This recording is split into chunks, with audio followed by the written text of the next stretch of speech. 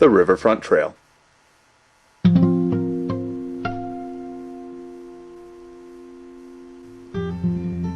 Just a few hundred yards north of the Gateway Arch.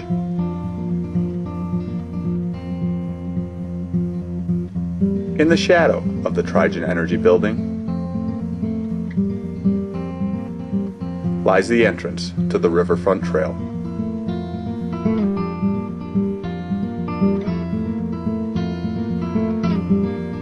This multi-purpose trail, which follows the Mississippi River for 11 miles, begins its journey by passing the historic Laclede Power Building, a century-old building built to provide power to the 1904 World's Fair.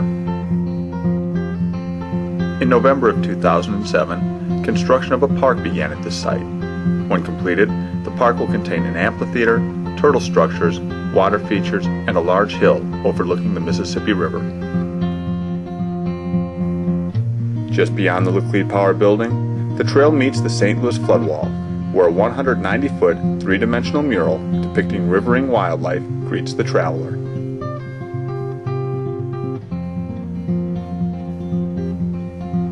Following a quarter-mile journey between the floodwall and the Mississippi River, the trail snakes around the floodwall, where it begins a brief journey through the city's active industrial north side.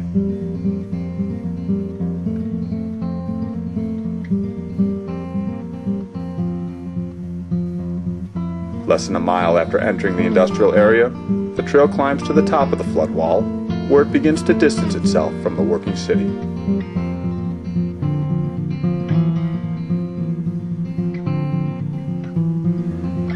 Two miles from the trailhead, the trail passes under the first of two century-old bridges. The first is the McKinley Bridge. Built in 1910, the McKinley Bridge once carried trains and automobiles simultaneously across the Mississippi River. The bridge closed in 2001, but following an extensive renovation, has since reopened to vehicular traffic. The bridge also contains a separate bikeway for pedestrians and cyclists. The second century-old bridge is the Merchants Bridge.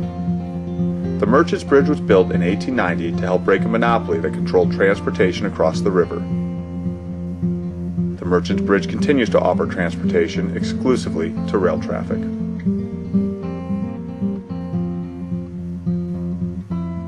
Just beyond the Merchants Bridge, and approximately 3 miles from the trailhead, lies the Mary Meacham Freedom Crossing.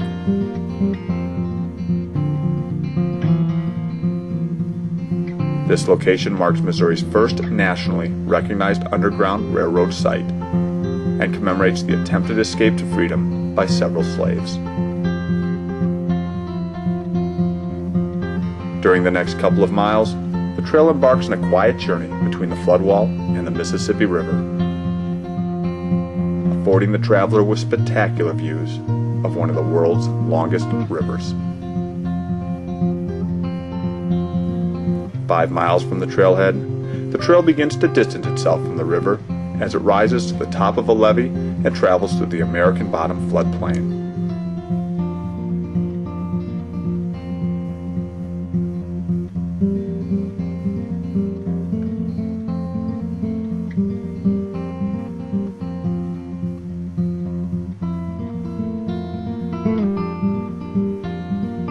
Seven miles from the trailhead, the trail bids its final farewell to the St. Louis floodwall, following Riverview Drive for a brief distance, then returning to the Mississippi River shore, where it cuts through South and North Riverfront Park.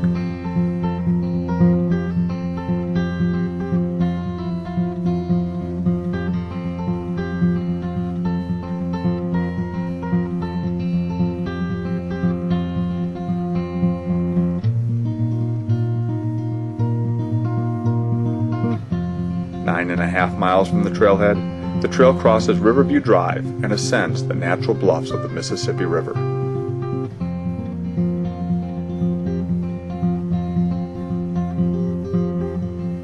It descends the bluffs a mile later, where it approaches its final destination, the Chain of Rocks Bridge.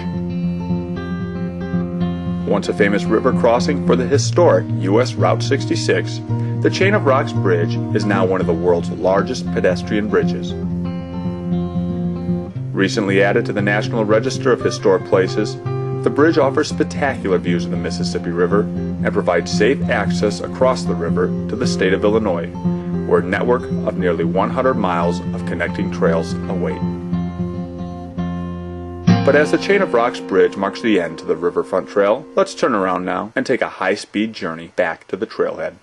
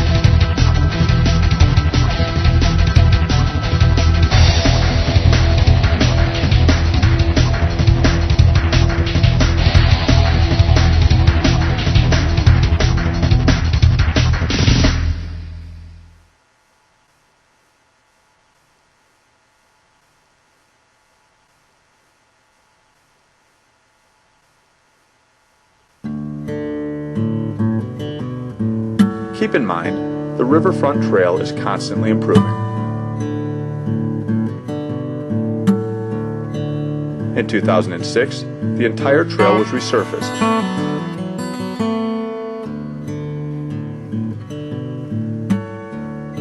At North Riverfront Park, the trail was rerouted to avoid the parking lot.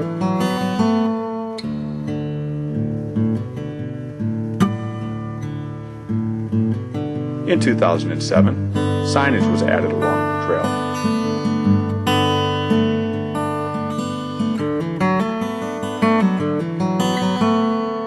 Also, many of the trees between the trail and the river have been removed, rewarding the traveler with outstanding panoramic views of the river. But the only way to see the changes to the trail and to experience the beauty that the trail has to offer is to visit the trail yourself. We hope to see you there soon.